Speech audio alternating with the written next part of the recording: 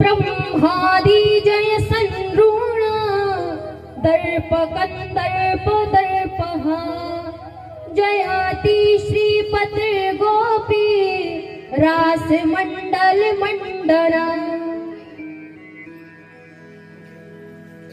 जब कामदेव ने ब्रह्मादि देवताओं को जीत लिया तब उसका अभिमान अत्यधिक बढ़ गया। उस कामदेव के अभिमान को नष्ट करने के लिए भगवान श्री कृष्ण ने रास क्रीड़ा की। श्री सुखदेव जी कहते हैं, भगवान पिता रात्रि सरदोत फुल्ल मल्लिका, भगवान पिता रात्रि सरदोत फुल्ल मल्लिका। परीक्षित, जब शरद ऋतु पूर्णिमा की रात्रि में बेला चमेली आदि के पुष्प खिले हुए थे, जिनकी सुगंध से संपूर्ण वन सुशोभित हो रहा था, उस समय भगवान श्री कृष्ण ने योग माया का आश्रय ले रास क्रीड़ा का संकल्प किया और अपनी बांसुरी में बड़ी सी मधुर तान छेड़ वह बंसी की ध्वनि से गोपियों के मन को हरने वाली थी। जो ध्वनि थी गोपियों के मन को हरने लगी। श्री कृष्ण के प्रति उनके मिलन की इच्छा को बढ़ाने वाली थी। वंशी के उस अस्पष्ट शब्द को सुन गोपियों ने जैसे ही सुना तो उन्हें लगा कन्हैया मानो हमारा नाम लेकर हमें पुकार रहे हैं। उस समय कोई गोपी गाय दो रही थी तो कोई गोपी भोजन पका रही थी, कोई भोजन परोस रही थी तो कोई अपने बालक को दूध पिला रही थी, कोई श्रृंगार कर रही थी। अभी महाराज एक आंख में अंजन लगा है, एक आंख में काजल लगा है, दूसरी में लगाना बाकी था। सब अपना अपना काम धंधा छोड़ अस्त व्यस्त व्यवस्था में ही जैसी थी वैसी ही श्री कृष्ण से मिलने के लिए दौड़ पड़ी। कुछ गोपियों को घर से बाहर जाते देख गोपगणों ने उन्हें घर में भीतर बंद कर दिया। तब वे भगवान श्री कृष्ण के चरण कमलों का ध्यान कर अपने सूक्ष्म शरीर से श्री कृष्ण के पास पहुंच गए। कौन से शरीर से? सूक्ष्म शरीर से। ये तन तो है लेकिन सूक्ष्म शरीर भगवान के चरणों में पहुंच गए। गोपियों को आया हुआ देख श्री कृष्ण ने कहा, क्या कहा महाराज?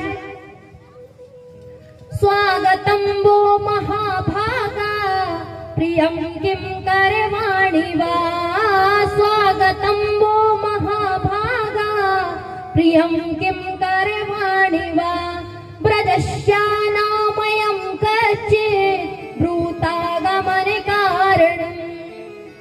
हे महाभाग्यवती गोपियों, आपका स्वागत है। बतलाइए आपकी प्रसन्नता के लिए मैं क्या कर सकता हूँ। ब्रज में सब कुशल मंगल तो है। कोई महाराज आपको बुलाए, स्वागत करे, आमंत्रित करे और आप पहुंच जाओ और वो कहे महाराज कैसे आना हुआ, फिर क्या हालत होगी? बताइए गोपियों, आप कैसे आना हुआ आपका यहाँ? बताइए आपकी प्रसन्नता के लिए मैं क्या कर सकता हूँ। ब्रज में सब कुशल मंगल तो है, आपके यहाँ आने का क्या कारण है? गोपियों, यह रात्रि घोर अंधकार की है। भगवान श्री कृष्ण कह रहे हैं, गोपियों यह रात्रि का घोर समय है जिसमें बड़े बड़े हिंसक प्राणी वन में घूमा करते हैं, इसलिए तुम्हें यहाँ अधिक देर नहीं ठहरना चाहिए। तुम्हारे माता पिता पुत्र भाई बंधु पति तुम्हें सब घर में ना देख चिंतित हो रहे होंगे, तुमको यहाँ नहीं आना चाहिए था। गोपियों, यदि तुम चंद्रमा की चांदनी को चमकती हुए देखना चाह रही हो, वन की शोभा को देखना चाह रही हो, तुमने तो देख लिया, अब जाओ लौट जाओ। अब तुम्हें यहाँ नहीं रुकना चाहिए, अपने अपने घर लौट जाओ, अपने अपने पति की सेवा करो। बुला के कह रहे हैं जाओ, काय के लिए आई हो, भागो। भगवान कह रहे हैं स्त्रियों का परम धर्म है पति और परिजनों की सेवा करना। अपना पति बुरे स्वभाव का हो, दुखशील हो, भाग्यहीन हो, दुर्भगो हो, वृद्ध हो, मूर्ख हो, जड़ो, रोगी हो तथा निर्धन ही क्यों ना हो, फिर भी जो स्त्री उत्तम गति को प्रदान करना चाहती है, प्राप्त करना चाहती है, उसे अपने पति का त्याग नहीं करना चाहिए। और यदि गोपियों तुम लोग मेरे दर्शन के लिए यहाँ आई हो तो मेरी भक्ति के वशीभूत यहाँ आई हो, तो मेरी कथाओं को श्रवण करने से, मेरे स्वरूप के ध्यान से जो फल की प्राप्ति होती है वह मेरे दर्शन से प्राप्ति नहीं होती है। ये तुम जाकर हमारे नामों का कीर्तन करो। हे गोपियों, अपने घर लौट जाओ। भगवान श्री कृष्ण के इस अप्रिय भाषण को सुन गोपियों का मन महाराज खिन्न हो गए। उनकी आशा लता टूट गई, आंखों से झरझर आंसू बहने लगे। तदनंतर कुछ क्षणों के पश्चात आंसुओं को नेत्र से पोंछ प्रणय कोप से युक्त गदगद वाणी में कहने लगी, हे प्यारे श्याम सुंदर कन्हैया, आप इस प्रकार निष्ठुरता से भरे हुए वचन क्यों बोल रहे हैं? ऐसे वचन मत बोलिए।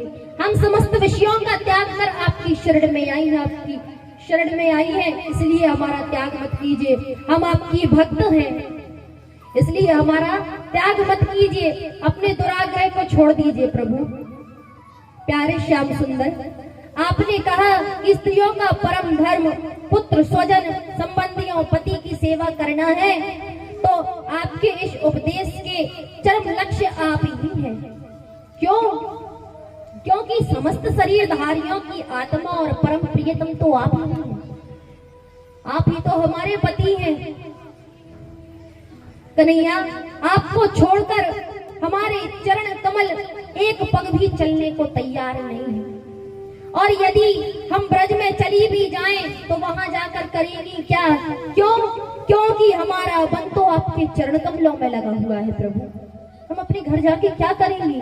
हमारा मन तो आपके पास है। हे प्राण बल्लभ, आपने पहले अपनी मंद मंद सी मुस्कान प्रेम भरी चितवन से हमको हमारी आपकी ओर खींच लिया, हमारे हृदय में मिलन की अग्नि को उद्दीप्त कर दिया, मिलन की अग्नि को जला दिया।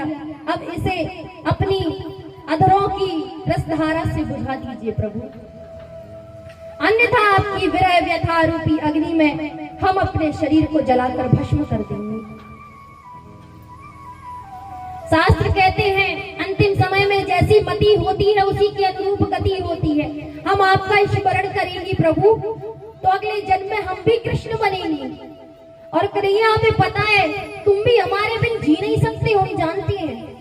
इसलिए जब तुम हमारा स्मरण करोगे, हमारा स्मरण करके मरोगे, तो अगले जन्म में तुम गोपी बनोगे। तब हम भी आपको ऐसा ही सताएंगे। गोपियों की व्याकुलता से भरे इन वचनों को सुन भगवान श्री कृष्ण प्रसन्न हो गए, और योगेश्वरों के योगेश्वर भगवान श्री कृष्ण यमुना पुलिन पर गोपियों के साथ रास करने लगे। किंतु महाराज, अभी रास प्रारंभ ही हुआ था कि गोपियों को महाराज अभिमान आ गया। क्या अभिमान आ गया? कि संसार की समस्त स्त्रियों की अपेक्षा हम सर्वश्रेष्ठ हैं, इसलिए श्री कृष्ण हमारे साथ रास कर रहे हैं। गोपियों के इस अभिमान को नष्ट करने के लिए भगवान श्री कृष्ण रास से अंतर्धान हो गए, चले गए छोड़कर। श्री कृष्ण को ना देख गोपियां विरह व्यथा से युक्त हो श्री कृष्ण का अन्वेषण करने लगी, खोजने लगी। वे पागलों की भांति बट, पीपल आदि बड़े बड़े वृक्षों के पास जाकर पूछने लगी, क्या तुमने हमारे प्यारे श्याम सुंदर कन्हैया को देखा है? श्याम सुंदर को देखा है? जब वृक्षों ने कोई उत्तर नहीं दिया तो कहने लगी, अरे ये क्यों बतलाएंगे, इनको तो अपने देह का बड़ा अभिमान है, अपने देह के अभिमान में खड़े हुए हैं। तुलसी के पास जाकर पूछने लगी। जब तुलसी ने कोई उत्तर नहीं दिया तो कहने लगी, अरे ये क्यों बतलाएगी, ये तो हमारी सौतन है, हमें कहां से बताएगी कि हमारे प्यारे श्याम सुंदर कन्हैया कहाँ है। इस प्रकार श्री कृष्ण का अन्वेषण करते हैं। गोपियां विरह से कातर हो, श्री कृष्णमय हो, श्री कृष्ण की लीलाओं का अनुकरण करने लगी। एक गोपी पूतना बन गई तो दूसरी गोपी कृष्ण बन उसका वध करने लगी, लीलाएं करते हुए। एक गोपी श्री कृष्ण की बाल लीला का अनुकरण करते हुई घुटनों के बल घसट कर चलने लगी। एक गोपी लटक मटक कर कह रही है, अरे देखो देखो, मेरी ये चाल तो देखो, एक गोपी ने अपनी ओढ़नी को ऊपर उठा लिया और कहने लगी, ब्रजवासियों, आंधी पानी से घबराओ मत, मैंने गोवर्धन को उठा रखा है, गोवर्धन के नीचे आ जाओ, तुम सब नीचे आ जाओ। इस प्रकार लीला का अनुकरण करती हुई श्री कृष्ण को खोजती हुई गोपियों ने एक स्थान पर श्री कृष्ण के साथ किसी अन्य गोपी के चरण चिन्हों को देखा तो कहने लगी, ये निश्चित ही श्री कृष्ण की आराधिका श्री किशोरी जी श्री राधा रानी के हैं। ये चरण चिन्ह राधा जी के हैं, जिनके बिना श्री कृष्ण रह नहीं सकते और जिनके प्रेम के कारण श्री कृष्ण ने हमें छोड़ दिया है। इधर श्री राधा रानी ने गोपियों की असहनीय दुख को देखा तो मान की लीला की भी कहने लगी, कन्हैया अब मैं बहुत थक गई हूँ, आगे चल नहीं सकती, इसलिए आपको मुझे जहां भी ले जाना है वहां आप कंधे पे चढ़ा कर ले जाइए। कन्हैया ने कहा, ठीक है, आप इस वृक्ष की डाल का सहारा ले मेरे कंधे पर चढ़ जाइए। श्री राधा रानी ने वृक्ष की डाल का सहारा ले जैसे ही श्री कृष्ण के कंधे पर चढ़ना चाहा, भगवान श्री कृष्ण अंतर्धान हो गए। श्री कृष्ण को ना देख किशोरी जी रुदन करने लगी। उनके एक एक शब्द से ब्रज की देवालय प्रकट हो गए। हाँ नाथ कहने से गोपीनाथ प्रकट हो गए, रमण कहने से राधा रमण प्रकट हो गए, पृष्ठ कहने से राधा गोविंद राधा दामोदर प्रकट हो गए और महाभुज कहने से श्री बांके बिहारी प्रकट हो गए। श्री कृष्ण को ढूंढती हुई गोपियों ने प्रीतम के वियोग से अचेत पड़ी हुई श्री राधा रानी को देखा। जब देखा तो कहने लगी, श्री कृष्ण कितने निष्ठुर हैं, इन्होंने हमें तो छोड़ा कोई बात नहीं, किंतु श्री राधा रानी श्री किशोरी जी को भी छोड़ दिया। गोपियों ने वन में जहां तक चंद्रमा की चांदनी छिटक रही थी वहां तक भगवान श्री कृष्ण को ढूंढा और फिर विचार करने लगी, हम कृष्ण को ढूंढती हुई वन में जितना आगे बढ़ेंगी, कन्हैया भी हमसे छुपने के लिए उतना ही आगे बढ़ते जाएंगे। अंधेरे में कहीं उनके चरणों में कुछ कांटे ना चुभ जाए। हमारे कृष्ण कन्हैया के चरण कमल बहुत कोमल है, अतः श्री कृष्ण को मिलना होगा तो यमुना के पुलिन पर ही मिल जाएंगे। ऐसा विचार कर गोपियां यमुना पुलिन में रमण रेती में लौट आई और समवेत स्वर में गोपी गीत का पाठ करने लगी। एक गोपी कहती है, प्रभु हमें लगता है कि हमारे अभिमान के कारण गए हैं, कि हमको अभिमान आया है। देखिए प्रभु कब चले जाते हैं, जब हमको अभिमान आ जाता है कि हम सर्वश्रेष्ठ हैं। इसलिए अभिमान नहीं आना चाहिए। एक गोपी कनक मंजरी छंद में निबद्ध है। कनक के दो अर्थ होते हैं, पहला क्या, धतूरा और सोना। कनक कनक ते 100 गुना मादकता अधिकाए, एक खाए बोराए तू जो खाए बैराए। तो जैसे धतूरे के सेवन से मादकता की प्राप्ति होती है, वैसे ही गोपी गीत के पाठ से श्री कृष्ण प्रेमानंद की प्राप्ति होती है। अनेकों भक्तों को इसका पाठ करके भगवान श्री कृष्ण का साक्षात्कार प्राप्त हुआ है। किससे? गोपी गीत के पाठ से।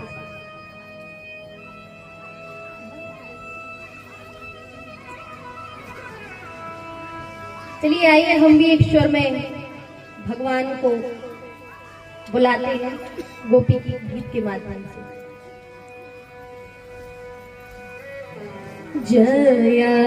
जयतीधिकं जन्माना व्रजा शयत इंदिरा शाश्वतत्रहि दायित्व दीक्षिता दीक्षुता विका त्वयि धृता सब स्वां विचिन्वते।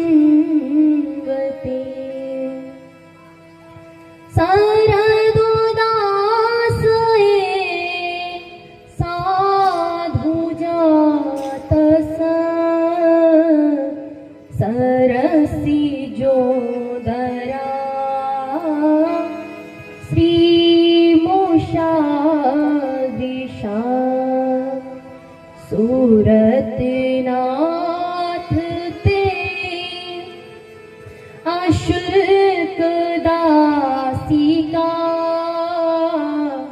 वरद निघ्न तो नेह किम बधा विषि जलाप्याया हो व्याली राक्षसा वर्ष मारुता वैधोतानला ओ विषमयात्मजान विश्वतो भया दृशवते वयं रक्षिता न खलु गोपिका नंदनो भवा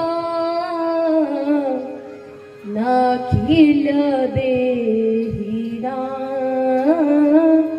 मंतरात्मा दे विखाने साठी तो विश्व गोप्तये सखियो देवान सात्वतां कुले सखियो देवान सात्वतां कुले। हे प्यारे श्याम सुंदर, जब से आपका जन्म इस ब्रज में हुआ है तब से इस ब्रज की महिमा वैकुंठ से भी ज्यादा अधिक हो गई है और इसलिए ही सौंदर्य और मृदुलता की देवी भगवती लक्ष्मी अपना निवास स्थान वैकुंठ लोक को छोड़ यहाँ निवास करने लगी, यहाँ की सेवा करने लगी। हे श्याम सुंदर, हम आपकी हैं। श्याम सुंदर, हम सब आपकी हैं, आपके लिए ही हमने इन प्राणों को धारण कर रखा है प्रभु।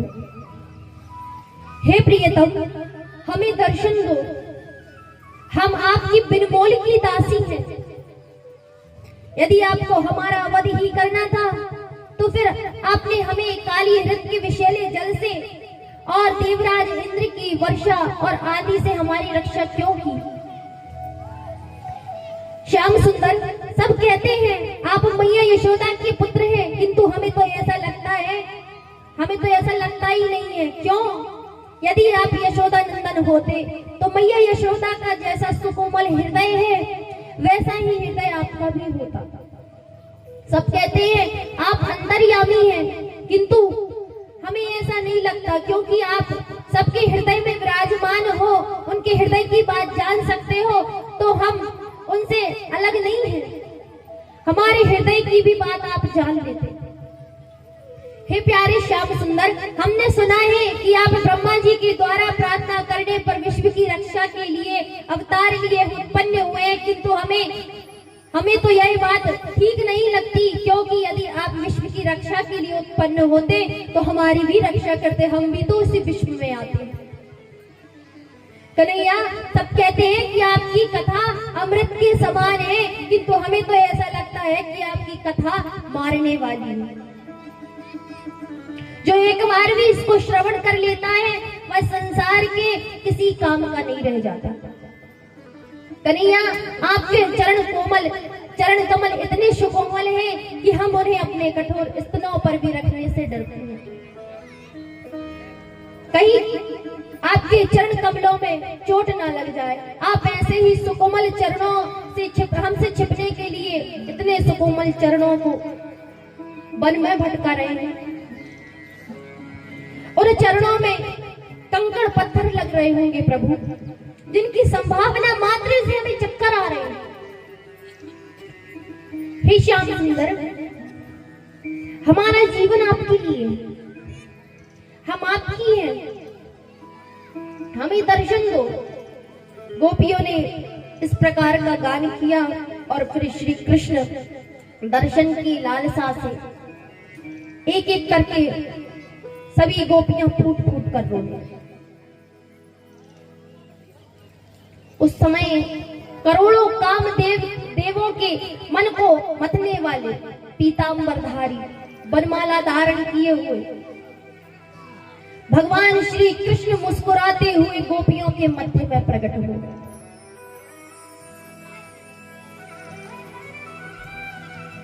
बोलिए रास बिहारी भगवान की।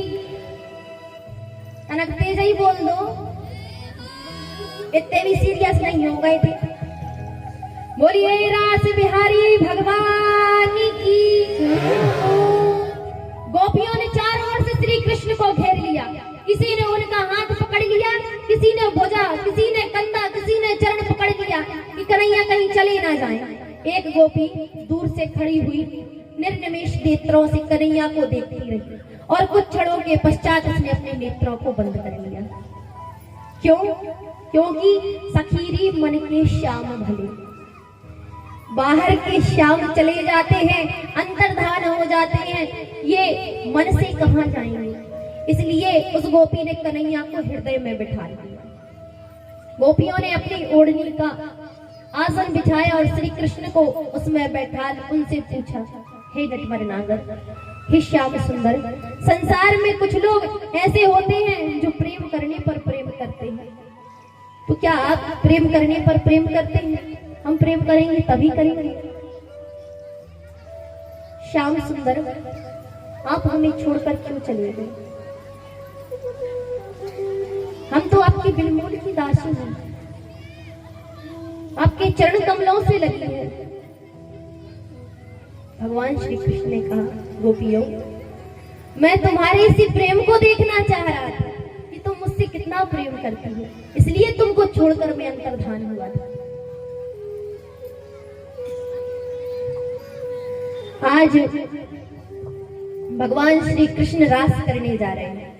रास कैसे हुआ है? अच्छा, रास 3 चरण में हुआ है, 3 प्रकार से। पहले सभी गोपियां गोल बनाए हैं और बीच में हमारे कृष्ण कन्हैया बांसुरी लेकर खड़े हुए हैं। और दूसरे चरण में एक गोपी ये तरफ, एक गोपी ये तरफ और हमारे कन्हैया बीच में है। और तीसरे चरण में कैसे हो रहा है रास? एक कन्हैया के साथ एक गोपी रास कर रही है। चले तो रास में चलना है कि नहीं चलना? रास रचो है, रास रचो है, कहाँ रचो है? वृंदावन में, निधिवन में, यमुना के तट पे। कहाँ? रास रचो है, रास रचो है। ऐसे न रच है।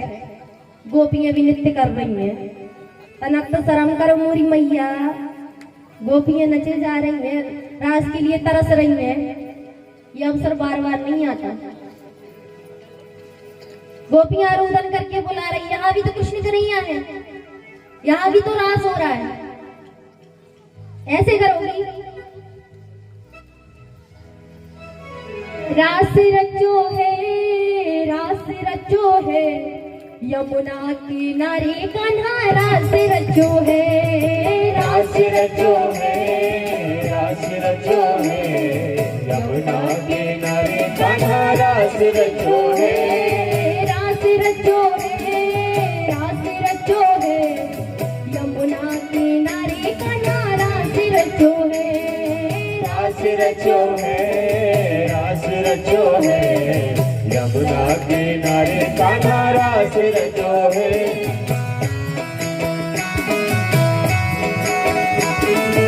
रास बिहारी भगवान की जय हो।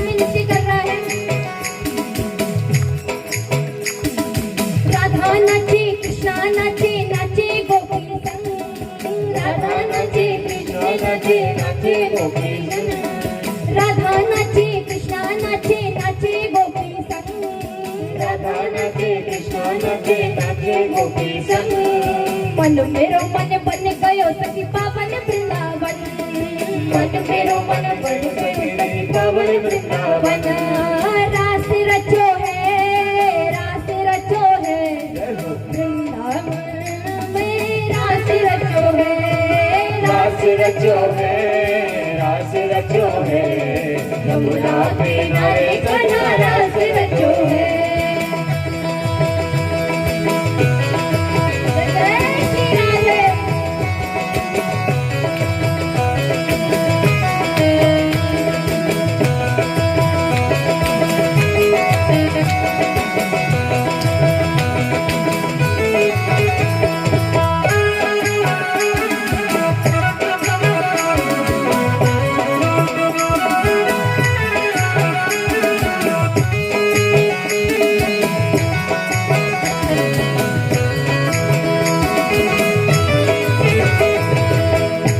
रास में कौन नृत्य कर रहा है? किशोरी जी, कृष्ण कन्हैया, गोपियां। इस रास के लिए महादेव भी आ रहे हैं गोपी बन के। ये रास छोटा मोटा रास नहीं है भैया, देवता तर्क से है इस रास के लिए, और यहाँ इतनी सहजता में आपको प्राप्त हो रहा है। कौन कौन रात में तो नहीं आए लेकिन ऊपर से नृत्य कर रहे हैं। सूरज नाचे चंदा नाचे नाचे तारे गण, सूरज नाचे चंदा नाचे नाचे तारे गण, सूरज नाचे चंदा नाचे नाचे तारे गण, सूरज नाचे चंदा नाचे नाचे तारे गण, मन मेरो मन बन गयो सखी पावन वृंदावन, मन मेरो मन गयो सखी पावन वृंदावन, रास रचो है यमुना किनारे कन्हा रास रचो है, रास रचो है, रास रचो है, यमुना किनारे कन्हा रास रचो है।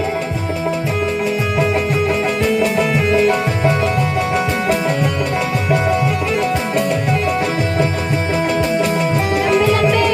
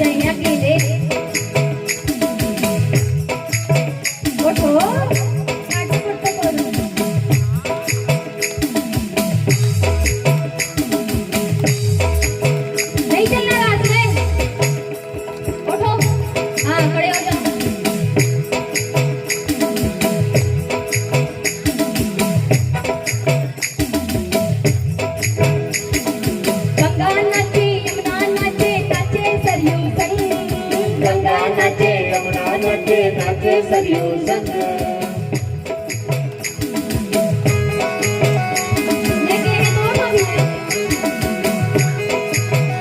हम भी 9 बजाते हैं, हमें कछु नहीं है।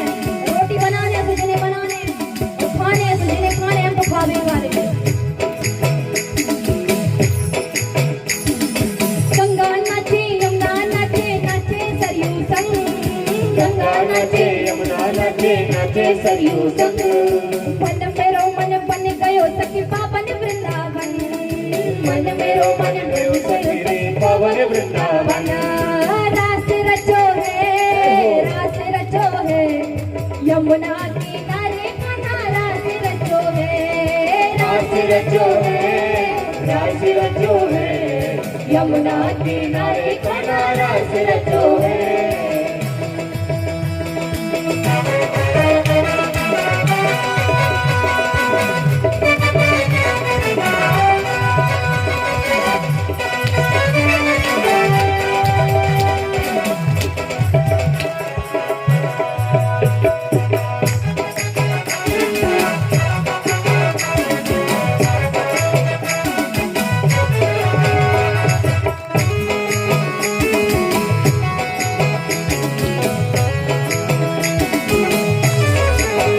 2 मिनट, ओनली 2 मिनट।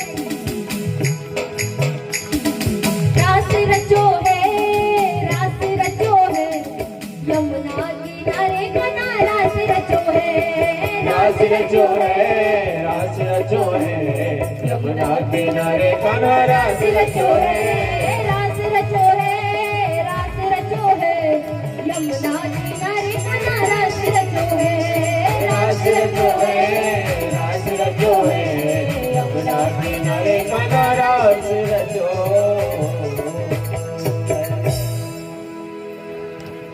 रास रचो है, रास रचो है, यमुना किनारे कान्हा रास रचो है।